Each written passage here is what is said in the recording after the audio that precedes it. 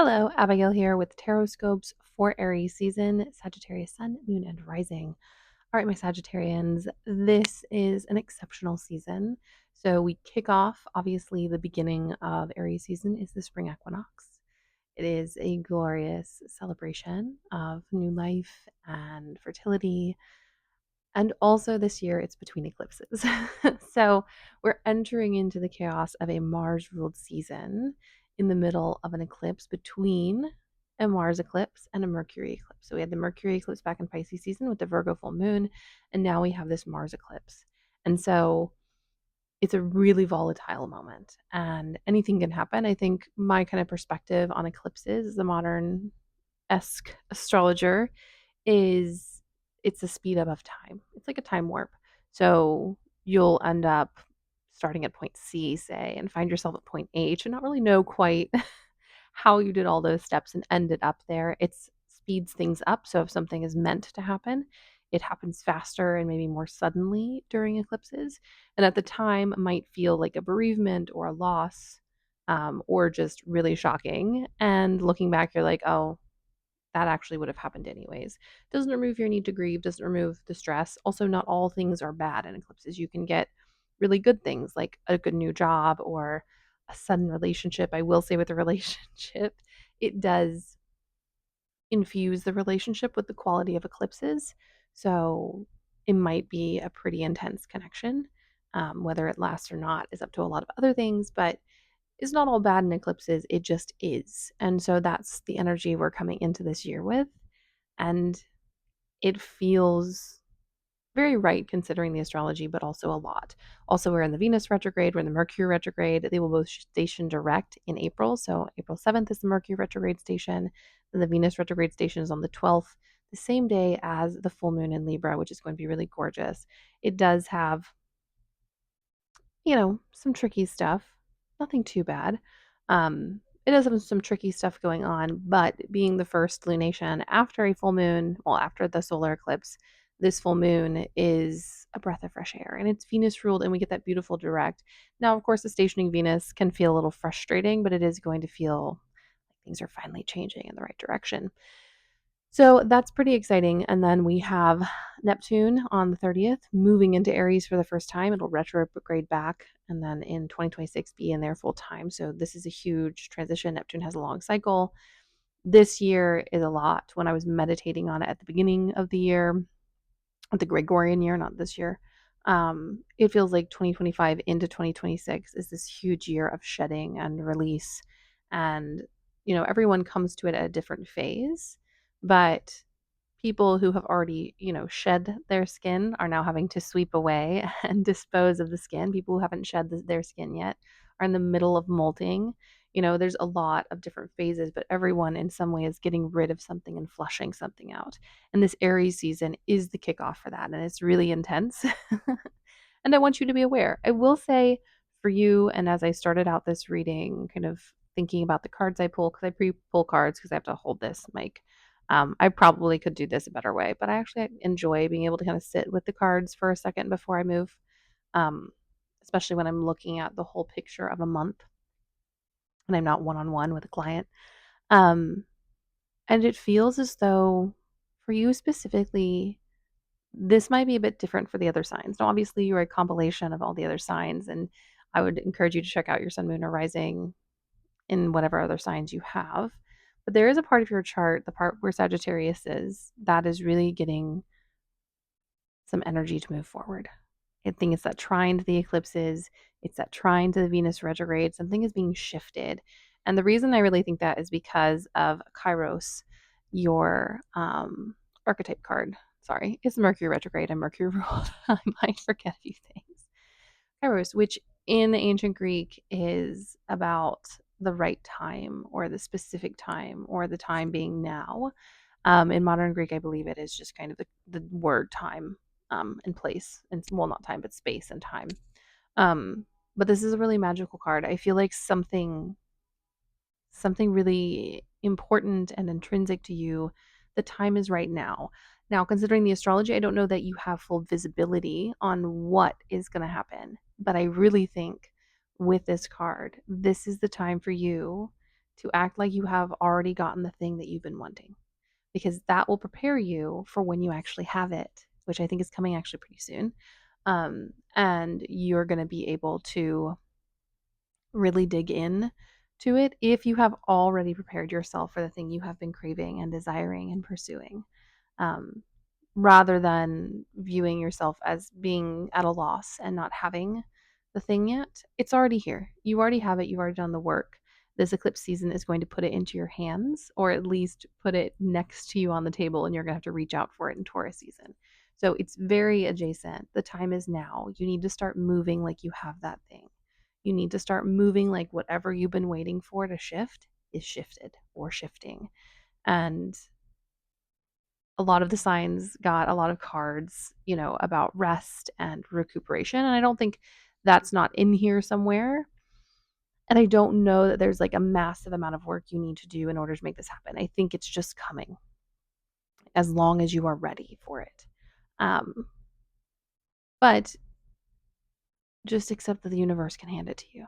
Just accept that all of that hoping and dreaming and any preparation you have done prior to eclipse season is all clicking into place now. And I think that's really beautiful for you. And there may be other parts of your life that are a bit chaotic because some of the other signs got some really, really tough cards. Probably some of the toughest readings I've had. And I try to be really honest and upfront. I don't believe in, doom and glooming, but I also don't believe in kind of, toning down the intensity of stuff. So, like, excuse me, your opposing Gemini sign, Gemini is wrecked. Not in like a horrible way, just everything is too much for them. So you kind of are the exception, while other people might be really out here floundering. There are some things that are actually going really well for you. Now, you might get overwhelmed with the other parts of your chart that are feeling a bit overwhelmed, but don't forget that in Sagittarius, in whatever house that's in, something really good is coming, something good is coming, something really beautiful. If Sagittarius falls in one of your hidden houses, 12th, 6th, 8th, and 2nd, you may not see it coming till it's right in front of you. So just be aware that there are some places in your chart where you get less visibility because those houses don't have an aspect to that first house. Just keep that in mind. Um, it feels as though a lot of you're not going to really realize till it's here. And it's about, putting in the effort, and not the effort, that's the wrong word, putting in the faith, putting in the belief. And Sagittarians are very good at faith. You're very good at belief. That is your kind of guiding light in life. I'm not talking belief as in like religion or anything, but just having something to pursue, something to seek, something to point your bow at, something to fire at, and, follow through to the end. That is something that makes you very happy and you're very good at.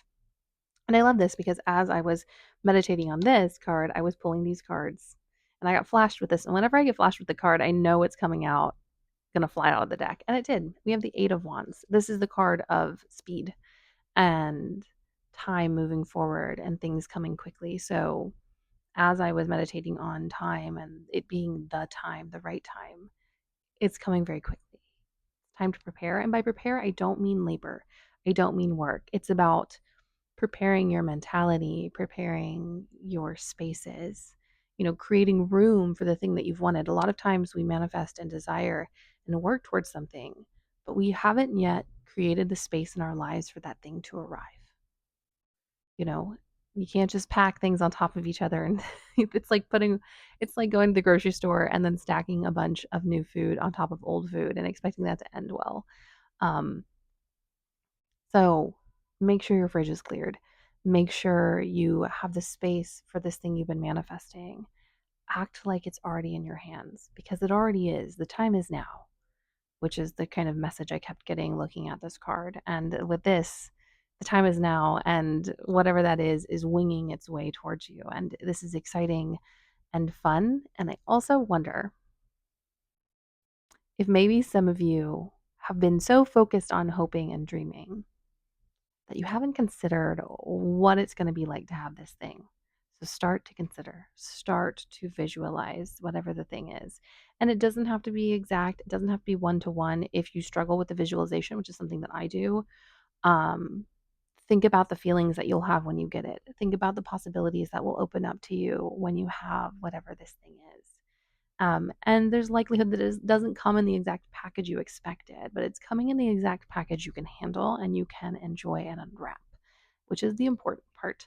Um, Oftentimes, if we leave a little bit of room for the universe, we get more than we ever imagined because sometimes our imagination's a little limited. Anywho, moving on, we have the Hierophant, which I do love because it's about this pursuit of higher knowledge.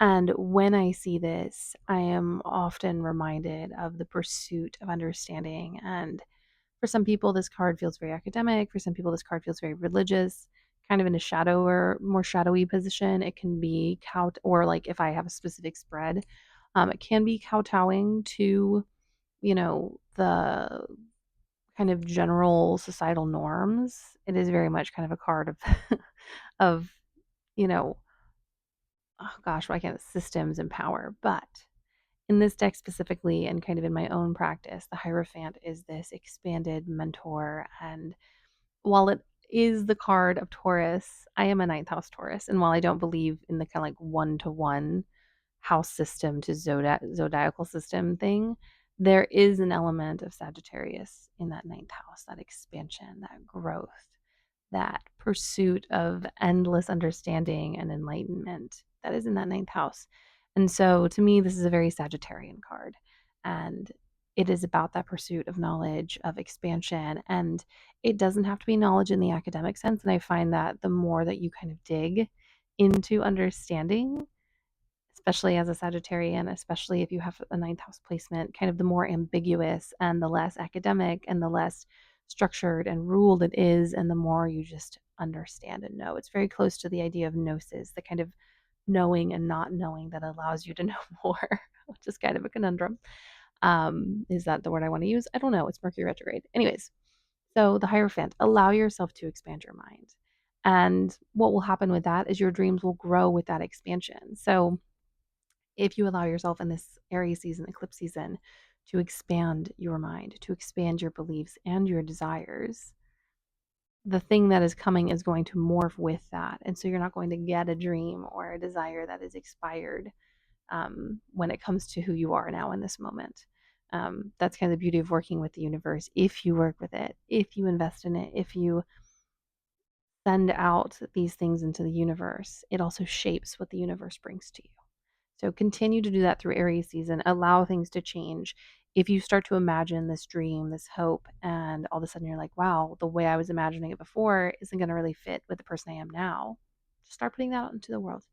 Start being like, I want this feeling and I want that feeling. And if you manifest with those feelings, they become anything they want to be in the universe, which I love. I tried for a couple of years, this is my personal story, to manifest with like exact things. And it never really worked for me. It's just not how I function. It's also not, I changed so quickly and so rapidly that I very quickly outgrew the things I was imagining. In the next few weeks, I wouldn't even want that thing. Um, or I would get stuck on these details rather than seeing the bigger picture. And so, what I do is I manifest through feelings, through safety, through hope and joy and comfort. Very, very Taurus things. And ease of movement, which is a very Virgo thing.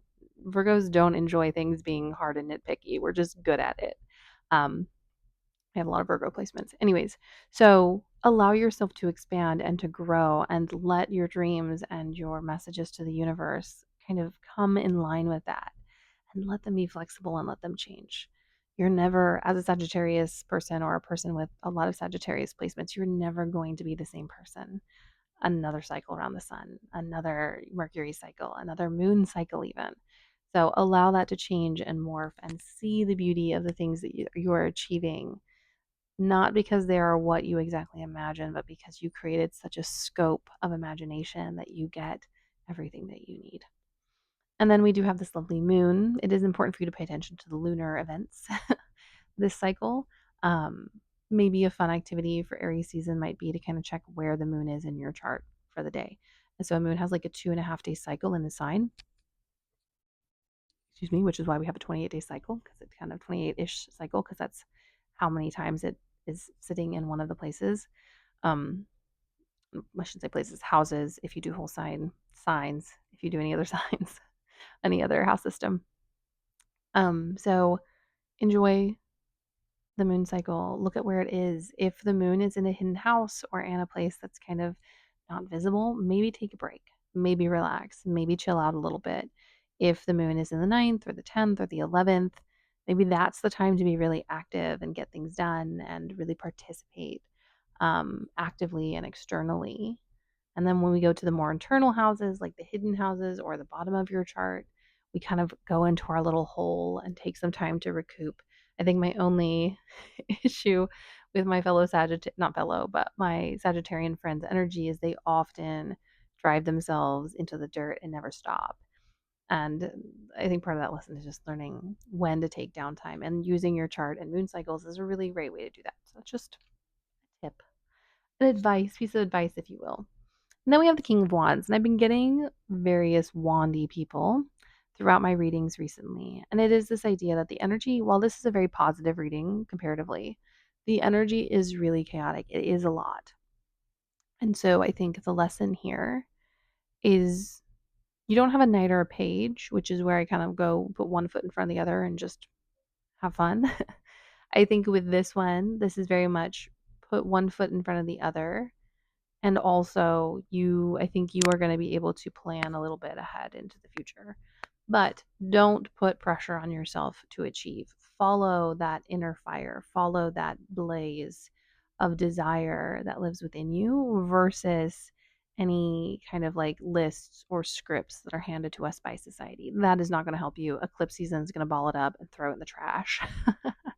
But start to listen to that pulse, that internal drive to do what you need to do. Also, the King of Wands is a very Sagittarian kind of entity, this kind of power and authority all wrapped up into one.